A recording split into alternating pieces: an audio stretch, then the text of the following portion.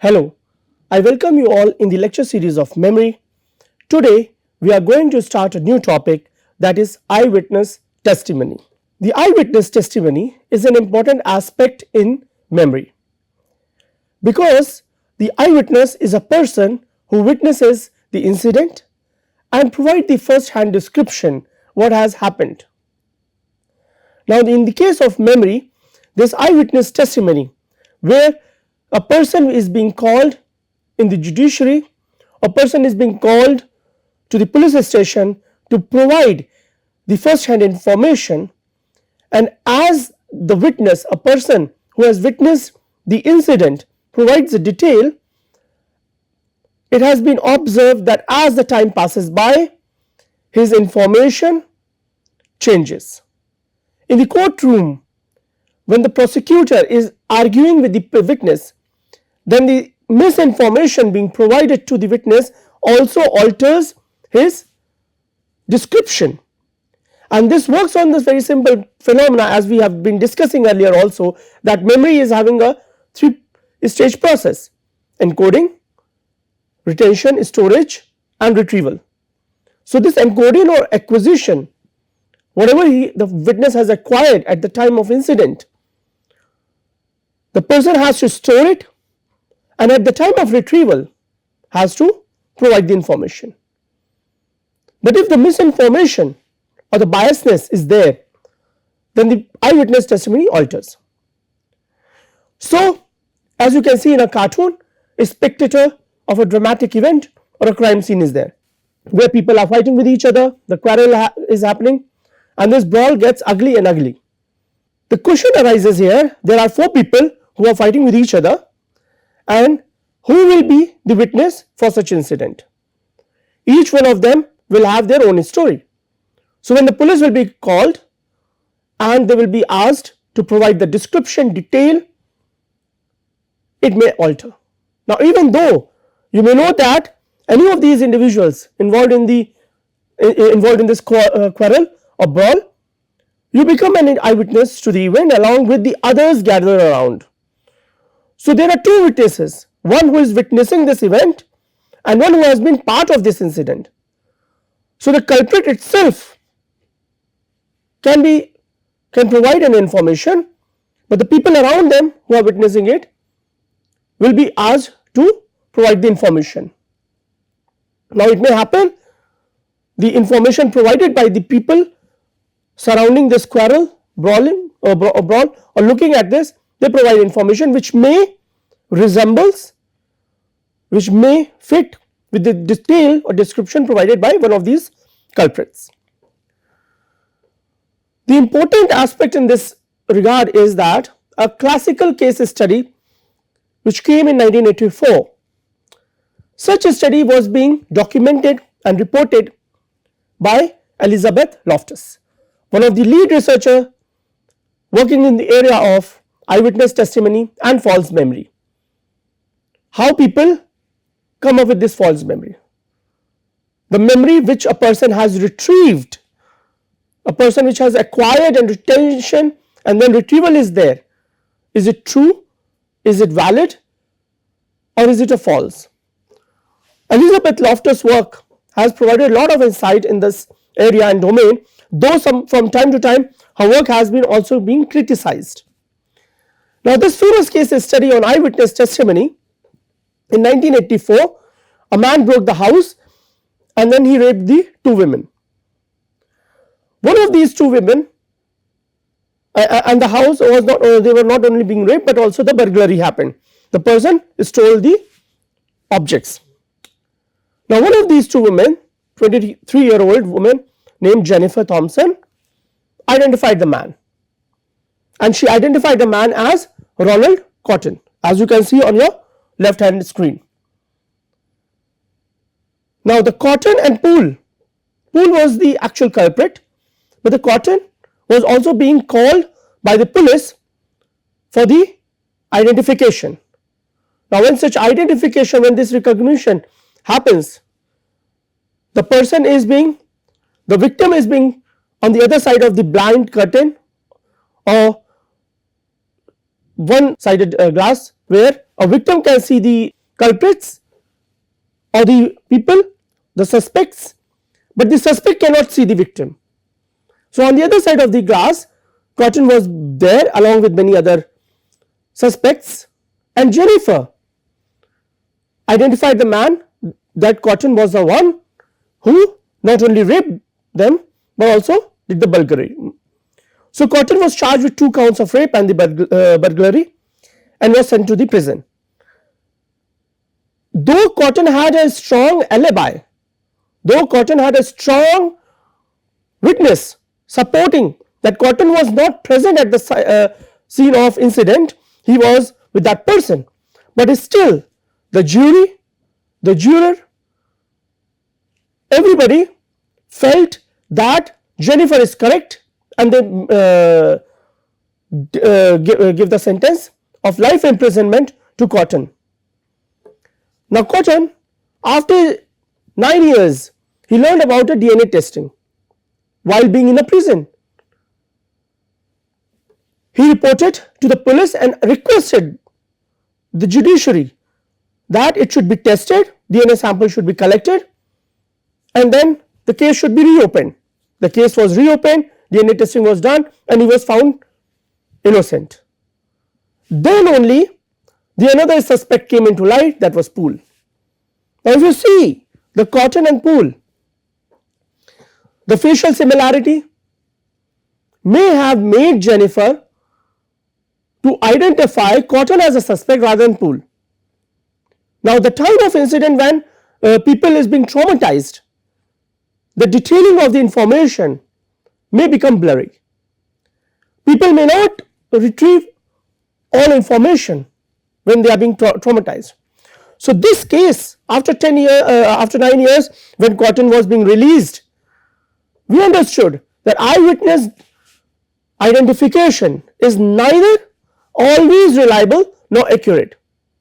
And since then, there has been a drive to identify such innocent people who are in prison because of eyewitness testimony. Now why such confusion, or why such misinformation, or why such misconception, or why such misunderstanding happens altogether by the eyewitness? That is what is of a prime concern, and that is what we are going to discuss and learn in this lecture, that how the innocent person like Cotton being given a sentence of life imprisonment, and he got only freed because of the DNA testing. If he would not have learned about the DNA testing, he would still have been in the prison and serving his sentence, and no one is going to give him back his 10 years of prison. So that is a prime concern for us to understand that how this eyewitness testimony alters, modified, get affected by various parameters and factors, and what are the estimated values, what are the system variables, what are the estimated values, how do we estimate that our eyewitness testimony is correct, how do system ensures that the eyewitness testimony is correct, because it has been a very dicey and slippery road. Now role of eyewitness, while examining this such scenario, as you can see on the cartoon itself, number 3, please step forward, rip open the bag of garbage and throw it around. Now all of them, all of the suspects look alike, and this is exactly what happens in the case of Cotton and Poole. Some similarity which made Jennifer to identify that. Okay, so examining the truth regarding the crime and handling out penalty, eyewitness account of testimony has a strong impact on the criminal investigation and courtroom verdicts. The entire courtroom verdict, mostly the case, is dependent on the eyewitness testimony. Though from time to time researchers have recommended that there should be an additional measure, parameter, variable should be there other than the eyewitness testimony, but till date eyewitness testimony holds a strong ground. So eyewitness assessment of eyewitness.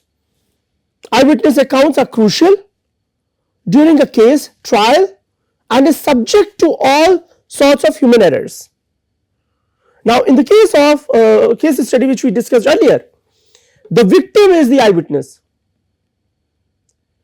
Along with witness, if there are many other witnesses are available or present, then it will be the subject of consideration.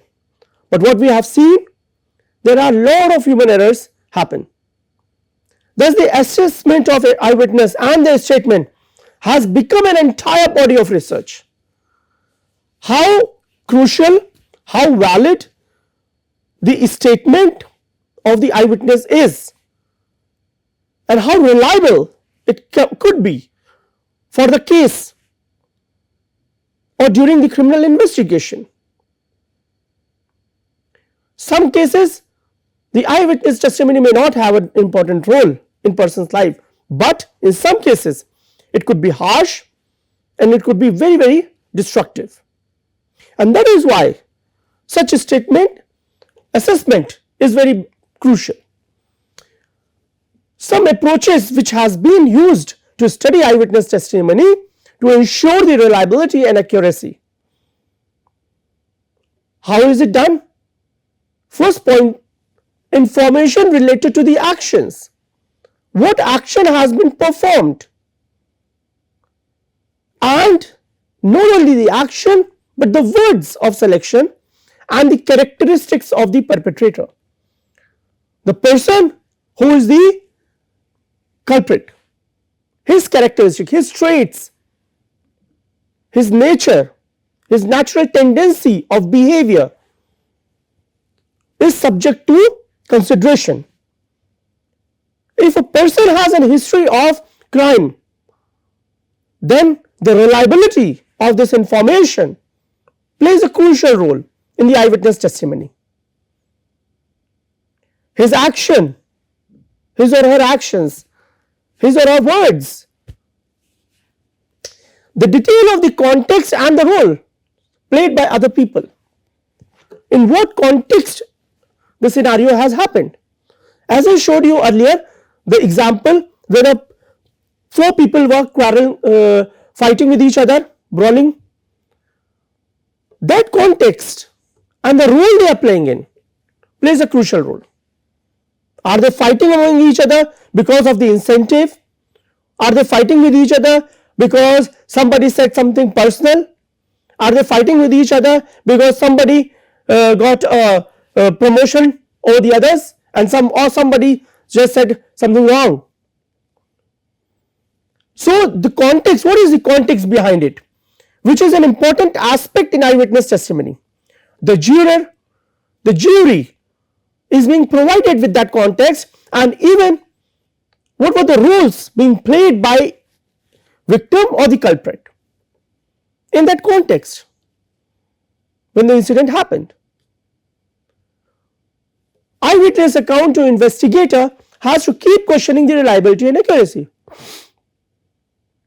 It is an important element here. The investigator who is investigating the scenario, who is investigating the context, who is investigating the roles played by the victim and the culprit, he has to investigate in detail and he has to keep on questioning. Is the source of information, is the action, word reliable and accurate? Till he is sure enough, till he ensures that everything is okay, can be relied upon, he should not report it. Another aspect is victim as a witness. Can we use victim as a witness? As we saw the case study, Jennifer, she was the victim. And can we use her as a witness? In some cases, witness may also be a victim, as we discussed. So can we use her? Can we use them? Investigators have to be appropriately inclined to investigate. Investigators doesn't have to believe just on the testimony of the victim, that whatever the witness testimony or victim is providing is accurate. and they do not have to be inclined or biased towards that, they have to investigate. As a victim, the demands of the perpetrator and the degree of threat leveled at them increases. What we have seen in many instances, that the culprit and the threat which these culprits provide or give to the victim has increased or increases after the incident. They ensure that the victim should not come forward and become a witness, because they are the prime victim, they are the prime witness. Though we have certain cases in which the person is being wrongfully convicted, as we saw in the previous case study, but in some cases where the culprit has done a crime, he or she ensures that the witness should not come forward, and so they threaten them, and when they threaten them, give them a threat, then it increases. The level of arousal and distress experienced by the witness and the victims of the crime increases, because the time when the incident happened, they acquired the fear, they acquired the threat, which they stored it, retention happened, and in the courtroom when they are retrieving it, then that is bringing back the fear, and when the fear is coming back, the increase in arousal level, which releases different stress hormones, anticipation of threat, also experience of the threat incident starts to emerge. So the question is, using witness as a victim as a witness, their arousal level, stress increases when they have to be there as a witness. Now, many instances people have even discussed, imagine a scenario where a child has been a victim or a child has witnessed the crime. Can we use them?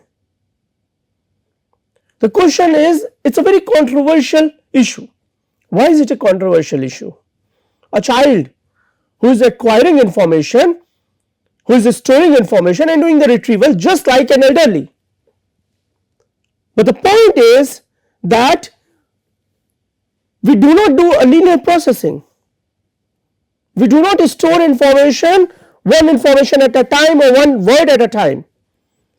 We are bombarded with huge amount of information.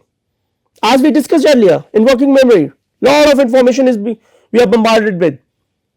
Auditory memory, visual memory, both are coming along with many other types of memory. Buffer is there trying to filter out. Once the memory has been selected, once the information has been selected, it goes down to a central executive system, which ensures the binding of information. So child who is so young and bombarded with thousands and thousands of stimuli,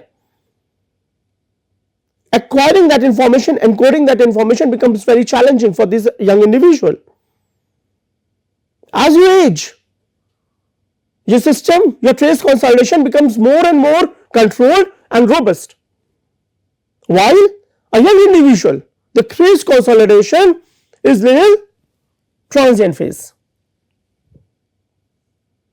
More and more times of rehearsal, retrieval is required. Their testimony seems to be less accurate and more suggestible in recalling memories. They give a suggestion. While providing the information, while they are retrieving the information, it seems that it is getting less and less accurate. Young witnesses have been found lacking the ability to accurately perceive the scenario, the context, what has actually happened at the time of incident. They lack that information, they lack that ability to accurately, precisely provide the information what has actually happened. Now the kids, the children are very young, so their consolidation of information is dependent on many other parameters. Many questions related to the issues like age limit of the witness has been of a prime concern. What should be the age of the witness? Can a 5-year-old witness be considered into a courtroom? Can a 10-year-old kid can be considered into a courtroom? 12-year, 13-year, 14-year, 15-year, 16-year, 17 years or 18-year and above should be considered. And that is why we have we consider the witness major and minor.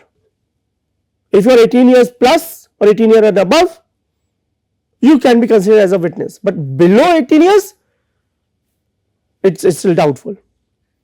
The kind of questions we can ask to the child witness in the courtroom to ensure the ethical and moral implications. Reliability of child's account as compared to an adult. Can we compare these two statements, testimony, one testimony from child, one testimony from elderly, and match them? In some instances, the juror has given a verdict in favor of the children and also has given a verdict based on the information provided by the or collected from the children, because that is so much in detail and descriptive and reliable. So this is very crucial to the investigator to understand and then propose children as a witness. What we have seen in recent years in the courtroom, that there are different methodological differences are there. As a result, the eyewitness testimony also alters.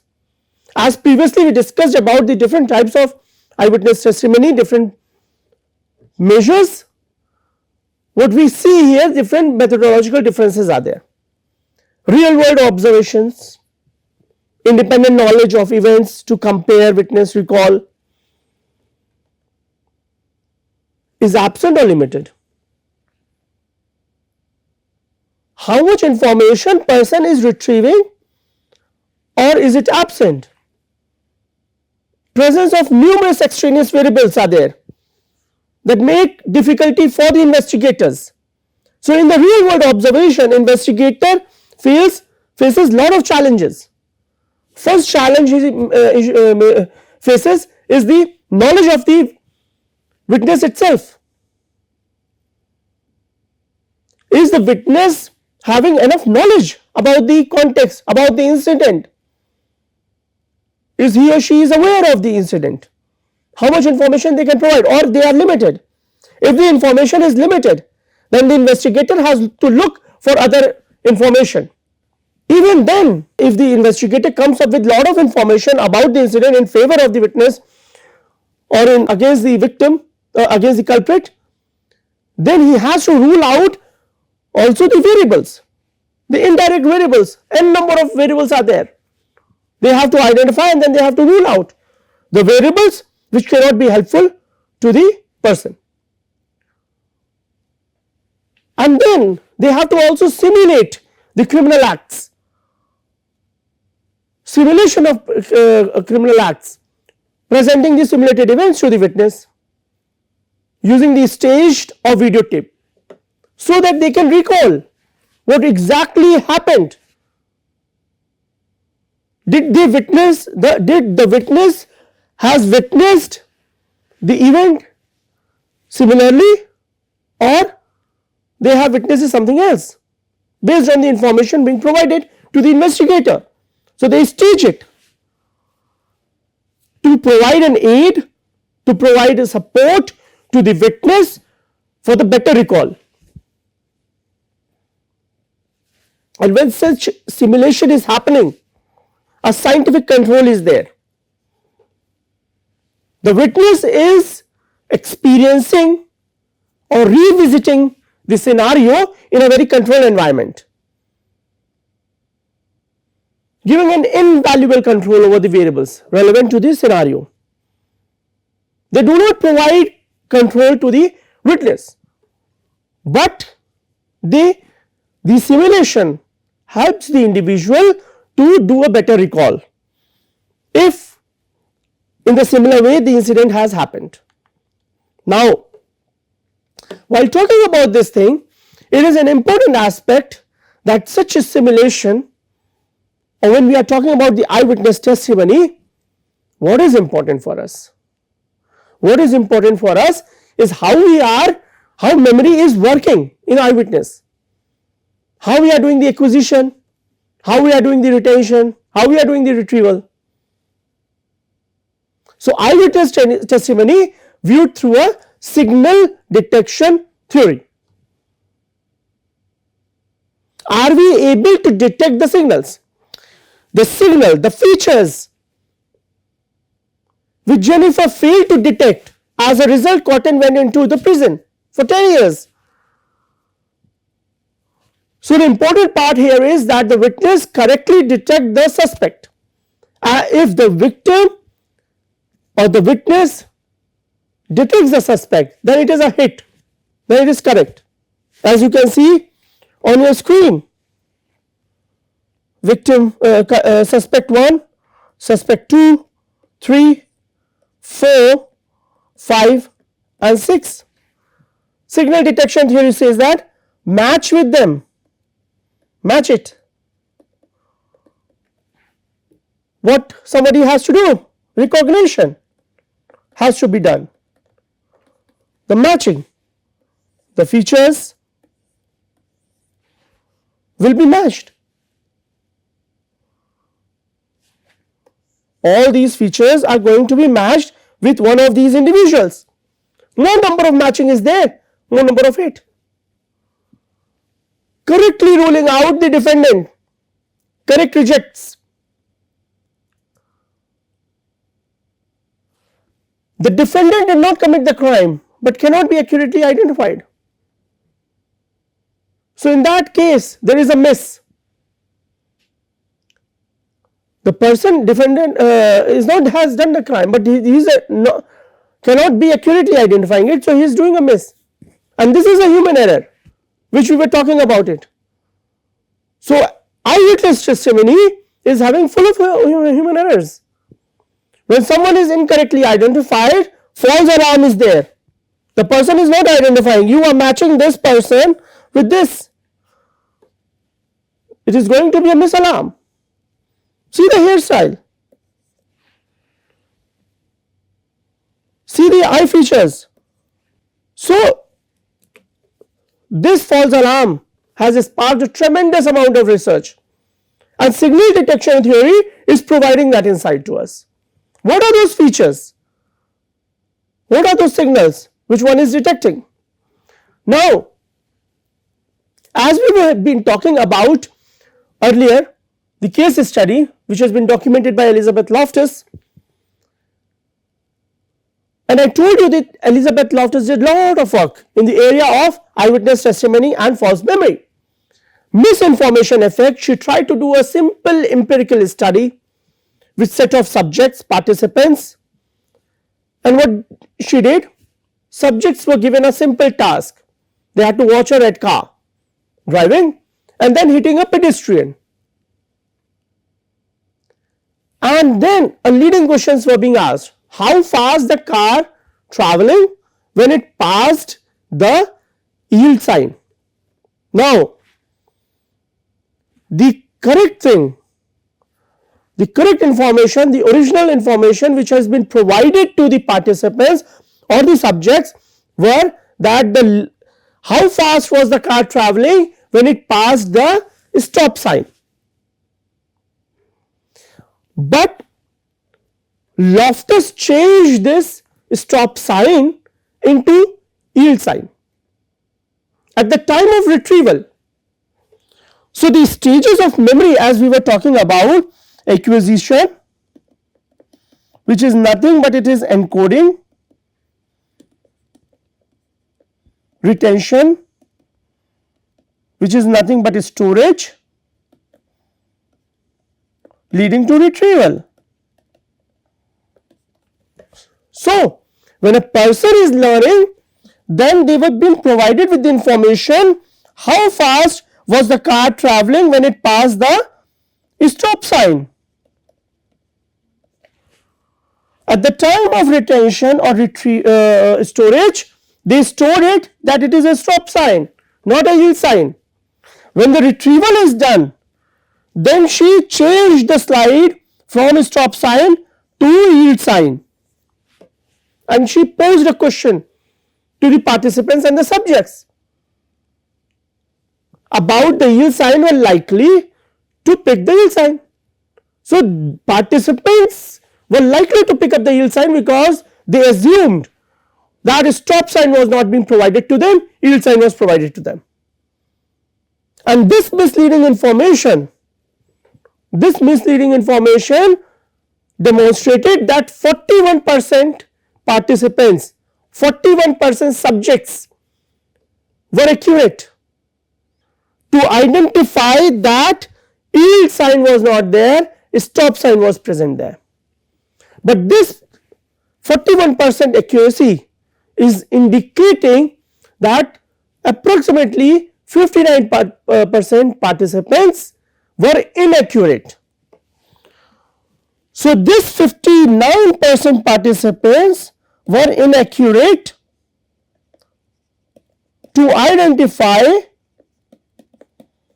that it is a stop sign. This percentage of individuals suggested that it is a yield sign. So with this study of Elizabeth Loftus, we understood that the misinformation in the leading question led to the inaccurate memory. This inaccuracy is giving us a hint about the memory biasness. The biasness which an individual, which the witness is having, such as when the prosecutor is asking a number of questions in the courtroom to the witness, then he is misleading the witness. So when we try to remember a person's name but we cannot find it, even if we says that it is right, it is there, tip of the tongue phenomena, it is there in our tip, I know this. So this tip of the tongue phenomena we have discussed earlier also. Many a time person is able to retrieve information but cannot accurately retrieve it. He acquired it, he stored it, but retrieval becomes a little challenging part. Hence they need some cue, and once the cue is being provided, then they retrieve the information. But the question arises now here, the cue provided to them is misleading or correct. Our memory system take advantage of recurring pattern by forming and using schemata. So we are having a lot of memory templates, as we have been discussing earlier about the Grand Slam masters. When they are playing a chess game, they are having n number of templates in their brain, so they are not genius. They form and use different schemata for different moves. Compared to healthy control, they are having n number of schemata in which they are using at the time of game. So for example, on hearing the library, we automatically remember that the library will have shelves, books, and even the books will be having different category: history, anthropology, geography, chemistry, physics. This is our memory biasness, and this is how exactly we do the categorization and organization, which we discussed earlier. Perception, the incoming sensory information, incoming meaningful sensory information, we categorize them and we arrange them, organize them. So what did we study? We studied about the eyewitness, the importance and relevance of the eyewitness, the assessment of eyewitness, approaches to study the eyewitness, what are the methodological differences which one has perceived. Cognitive theory, signal detection theory has been a major contributor in the discipline of cognitive theory and in the eyewitness testimony investigation. Misinformation effect, Elizabeth case empirical work, how a participant has been misled and it resulted into the 41% inaccuracy, sorry 59% of inaccuracy. And then the memory biasness, how an individual is having a tip of the tongue phenomena and then getting biased also with his preconceived notion and information. So with this we end our session on eyewitness here. In next class we will take this topic further and discuss in detail. Thank you.